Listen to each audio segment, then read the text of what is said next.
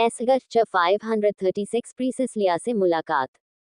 अब तक आपने पढ़ा कि अनामिका उस फाइटिंग रिंग से निकल आती है और वही उसका आदमी हरीश उसके और देवांश के रिश्ते के बारे में जानकर थोड़ा सा हैरान है। अब आगे, वह लोग बहुत अच्छे दोस्त थे, मगर एक दूसरे की लाइफ में ज्यादा इंटरफेयर नहीं करते थे। परफेक्ट टाइमिंग, मुझे तुमसे एक फेवर चाहिए, रिद्धिमा ने बड़ी से मुस्कुराहट के साथ कहा। कुछ दिनों पहले एक एक्सट्रीम स्पोर्ट्स के दौरान मैं थोड़ा सा लड़खड़ा गई थी और मेरे पैर में चोट लग गई है और आज रात एक अंडरग्राउंड रेस है और मैं चाहती हूँ कि तुम मेरी टीम को लीड करो। वह अंडरग्राउंड रेस फॉर्मल सेक्शंस की तरह नहीं होती थी। वह बिना किसी रूल के बस वहां पहुंचने और शो ऑफ करने पर ही टिकती थी।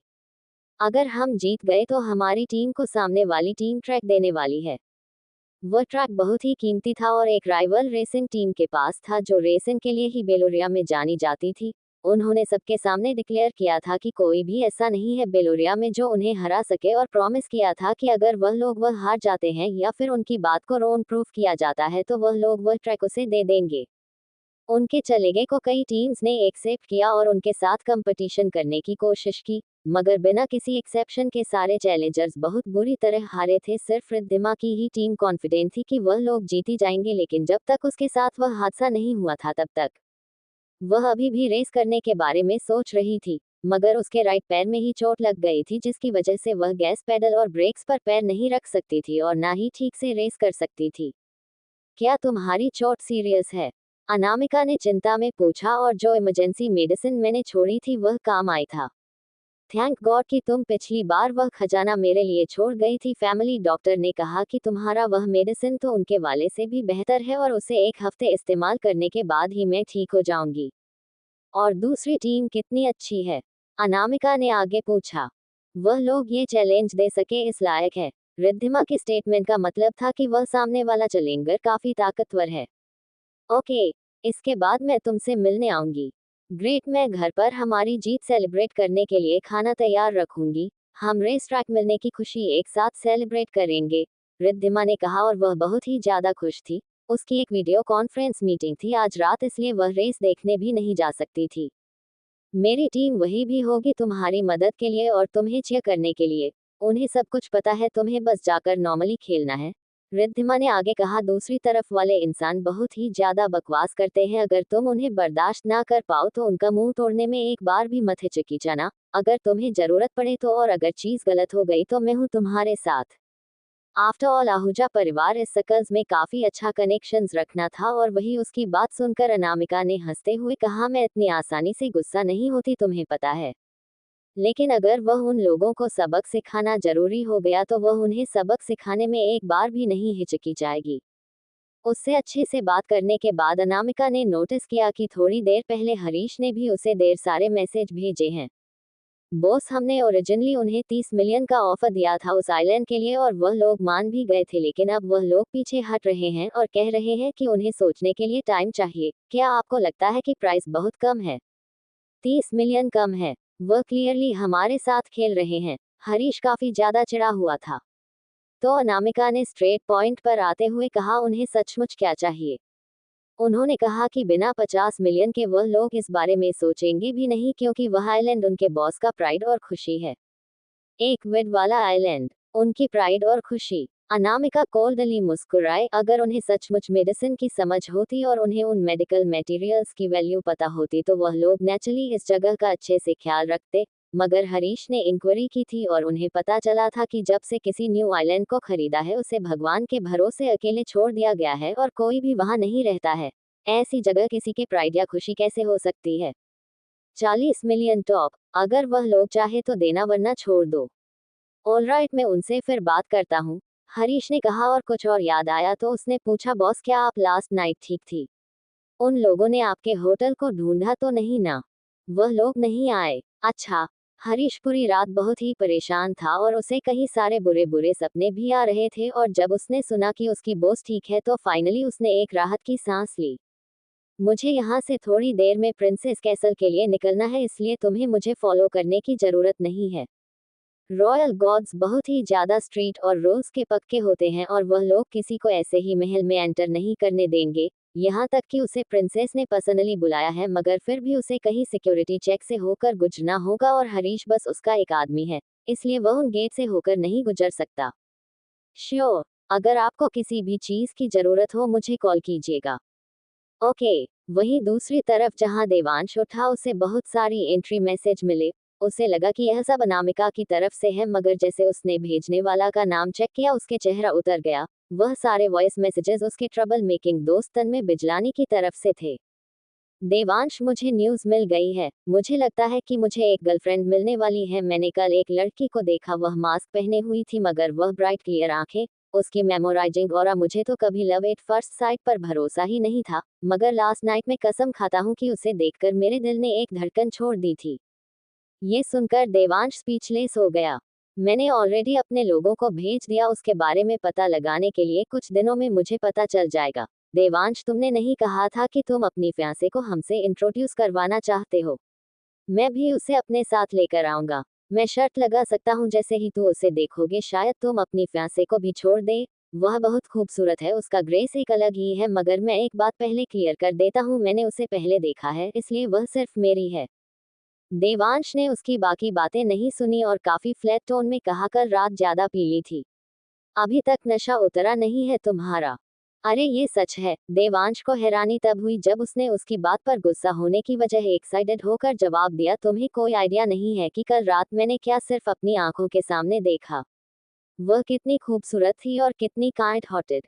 उसने अपनी सेफ्टी के बिल्कुल फिक्र नहीं की और केज में फंसे हुए उसे बच्चे को बचाया। अपनी जिंदगी के 24 सालों में तन्मय ने पहली बार किसी लड़की को ध्यान से देखा था। लास्ट नाइट रूम नंबर 2 में वह नीचे की फाइट को बिना पलक झपकाए देखे जा रहा था। क्या तुम्हें डेटिंग का अच्छा खासा एक्सपीरियंस नहीं हो गया है? बताओ मुझे लड़कियों को क्या अच्छा लगता है। मैं उसका दिल जीतने के लिए क्या करूं? तुम अपनी फियांसे को कैसे पैम्पर करते हो? पैसे देते हो, कार्ड देते हो, या फिर उसे शॉपिंग पर ले जाते हो? उससे दूर रहो और उसे डराओ मत, यही बेस्ट गिफ्ट होगा जो तुम उसे दे पाओगे। देवांश ने अपनी यूजुअल कोल्ड टोन में कहा। मुझे वह सचमुच बहुत पसंद आई, मैं मजाक नहीं कर रहा हूँ। भले ही मास्क के अंदर का चेहरा उसका खूबसूरत ना हो, मगर मैं फिर भी उसे जानना चाहता हूँ, उसे अप्रोच करना चाहता हूँ। मुझे तो ये भी नहीं पता कि उसका कोई बॉयफ्रेंड होगा या नहीं, मगर अगर हुआ भी तो उसे पक्का यकीन था कि वह उसके किसी भी बॉयफ्रेंड से बेटर होगा। देवांश, बस मुझे बताओ कि तुम्हें एक लड़की को गिफ्ट में क्या देना चाहिए? एक लग्जरियस कार, डिजाइनर प्रोडक्ट्स, या फिर एक एब्रॉड का ट्रिप? देखो, पहले तुम उससे बात भी कर पाते हो या नहीं? देवांश ने अपना फोन कट किया और वापस रख लिया। वह अपने दोस्त की वह पॉइंटलेस बातें नहीं सुनने वाला था। मैं उसका दिल जीत लूंगा, उसके दिल में अपनी जगह बना लूंगा। कोई लड़की मुझे पसंद है, ये बहुत ही रेयर बात है, इसलिए मुझे सब कुछ पहले से ही सेटअप करना होगा। मैं उसे जल्द से जल्द ढूंढ लूंगा और अपने आदमियों को अभी कहता हूँ। वही सुबह के 10 बजे 3 काफी लग्जरियस देखने वाली कार्स बगल वाले होटल के ओपन स्पेस में आकर खड़ी हुई और एक स्मार्ट कपड़े पहने हुए फीमेल बॉडीगार्ड ने जब अनामिका का चेहरा फोटो वाले चेहरे से एग्जैक्टली मैच कर लिया तो रिस्पेक्टफुली उसके लिए गाड़ी का दरवाजा खोला। अनामिका बीच वाली गाड़ी में बैठ गई और एक ब्लैक ब्लाइंड फोल्ड अपने बैग से निकाला और बॉडीगार्ड को इंस्पेक्शन के लिए दिया। उसे रॉयल प्रोटोकॉल बहुत अच्छे से पता था, जितने कम लोग रॉयल रेजिडेंस के बारे में जानेंगे उतना ही बेहतर होगा। वह बॉडीगार्ड थोड़ा बहुत हैरान हो गई। उसने एक नया ब्लाइंड फोल्ड अनामिका के लिए तैयार किया था, मगर वह ऑफर कर पाती है उससे पहले ही अनामिका ने अपना वाला निकाल दिया इंस्पेक्शन के लिए। वह थी ब्लाइंड फोल्ड किसी भी रोशनी को अनामिका की आंखों तक नहीं पहुंचने देगा और उसे चेक करने के बाद बॉडीगार्ड ने दोनों हाथों से उसे वापस देते हुए कहा, thank you for your understanding madam. Anamika ने पोलिटली हाँ में सर हिलाया और वह ब्लाइंड फोल्ड अपनी आंखों पर पहन लिया और वह गाड़ी आगे की तरफ वह बढ़ने लगी, प्रिंसेस से प्राइवेट कैंसिल की तरफ। पूरी स्मूथ ड्राइव के बाद गाड़ी कुछ देर बाद आकर रुकी और बॉडीगार्ड ने उसके लिए दरवाजा खोलते हुए कहा, क्वीन एबी, हम पहुंच गए हैं। अनामिका के सामने जो दिखाई दे रहा था वह एक बहुत ही खूबसूरत और इम्पोजिंग कैसल था, जो अमीर लोगों के एस्टेट से काफी अलग था। ये कैंसल सचमुच रॉयल्टी की डिग्निटी और उनके लाइफ स्टाइल को दिखाता था।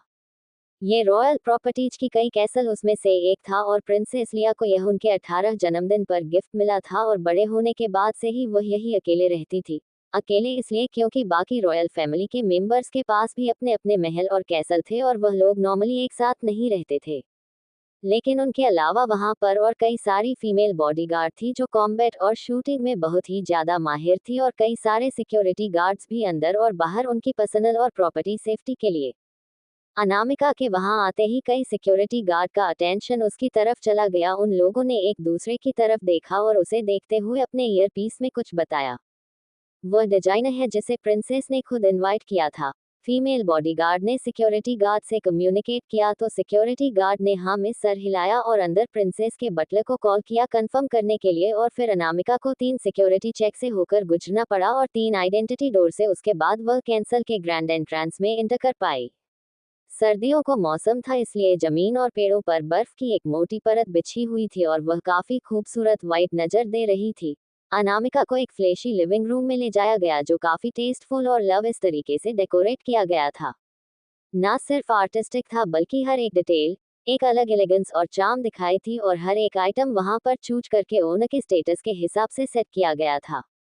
प्रिंसेस लिया क्वीन एबी इज अराइव्ड। एक एलिगेंट और नोबेल प्रिंसेस खिड़की के पास खड़ी थी और उन्होंने पीछे मुड़कर अनाउंसमेंट पर एक चार्मिंग स्माइल के साथ कहा क्वीन एबी। उसकी स्माइल बहुत ही प्रॉपर, उनके मूवमेंट ग्रेसफुल और हर एक जेस्चर रिवील कर रहा था कि वह सचमुच एक प्रिंसेस है। अनामिका ने प्रिंस को देखकर हाथ आगे बढ़ाया और कोटसी से मिलाते हुए कहा your highness forgive me for keeping you waiting. इतनी फॉर्मेलिटी की कोई जरूरत नहीं है जब हम अकेले हैं तो। प्रिंस लिया ने मुस्कुराकर हिंदी में कहा जिसकी वजह से अनामिका थोड़ी हैरान हुई मगर फिर प्रिंसेस बोली प्लीज हैव ए सीट।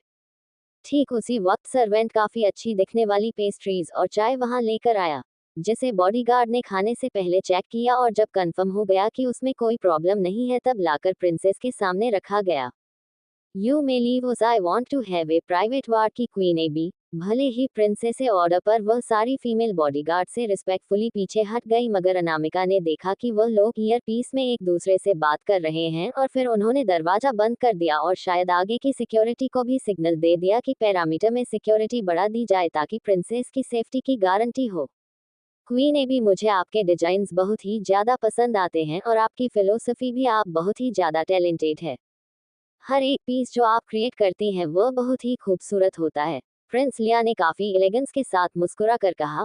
उनकी खूबसूरत बहुत ही ज्यादा ब्रेथ टेकिंग थी। भले ही वह कई बार मीडिया में सामने आई थी मगर उनके खूबसूरत लुक्स काफी एडमिरेशन के लायक थे। उनकी फीचर्स ऐसे थे जैसे भगवान ने अपने हाथों से बनाया हो और अगर उनकी खूबसूरती को छोड़ भी दिया जाए तो उनका फैशन सेंस ही कई लोगों का ध्यान उनके ऊपर खींचना के लिए काफी था। आगे कहानी में क्या होगा जानने के लिए पढ़ते रहिए और कमेंट और लाइक जरूर। एस ग